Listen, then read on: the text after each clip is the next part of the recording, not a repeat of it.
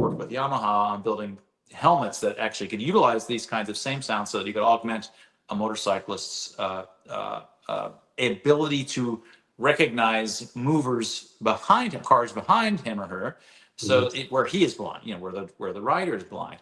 But the basic idea was this: is that when there's something close to you, it's called parallax. In fact, you can just, like, if you just move your head side to side, the whole, like, just look at some big object or along the wall in front of you. If you go side to side, well, if I'm moving this way, let me say this. Let's imagine a big long bus is coming toward you, and it's actually in the midst of passing you right now. A big long bus. Well, the front half of the bus is moving away from you. It's already departing.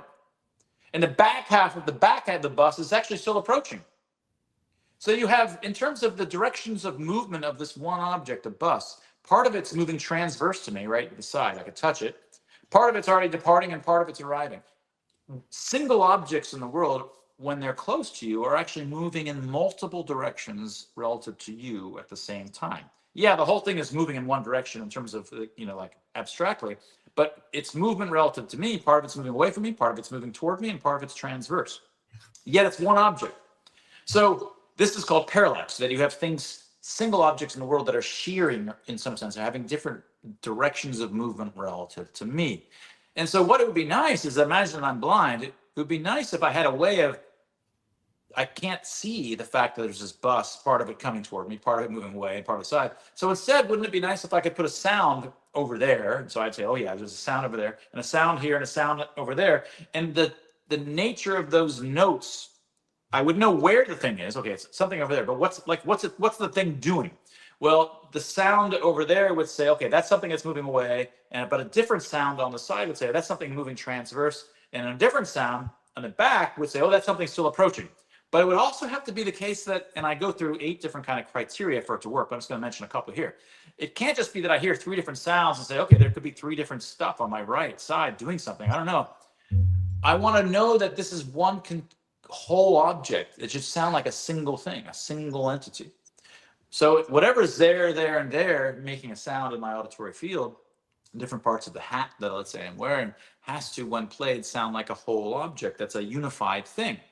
And then I go through 6 or 7 other kinds of criteria. And it turns out that, well, if I just have that part, let's say, be a C, and this is an E, and this is a G, then you have a C chord. And that single C chord, that is, I can have each direction of movement relative to me, 7 different directions of movement around, 1 directly toward me, 2 approaching, 2 on the side, 2 moving away from me in the back. And then it turned out this is just your diatonic scale. It turns out to be D, and then this would be F and B, A and G, and then E and C in the back. It turns out I'll give you exactly what you need to be able to represent the not where objects are, but the movement of objects around you. And so that for any object moving around you, I can just play a chord, as long as it's close, for close nearby objects. I play that chord, and then I play a new chord and says, okay, now it's moved over here. And there's another chord in the progression. Oh, now it's over there. And it can tell you exactly where the thing is moving by virtue of the sequence of chords, tells you the trajectory of the single nearby object with parallax moving around you. So it's really hard to find. It's really peculiar that there's this auditory space we're all already familiar with that has all the properties needed to let your auditory system hear movement of nearby things around you. And I think it's not an accident. I think it's the diatonic scale and chords and chord progressions were selected over time because it turns out you could use it to map the movement of things around you. And so there's a whole last 2 years working on new ideas on this that are making it further and further seeming to be true. So I'm much more confident than I was, let's say, a year and a half ago. But it will. The idea is that you'll be able to explain the chord progressions that we do, what they mean emotionally, even because once you understand the trajectories they're going, you can say, well, some of these chords are actually aggressive, and this is that some are conciliatory, some are more serious, and these are these sort of axes in here.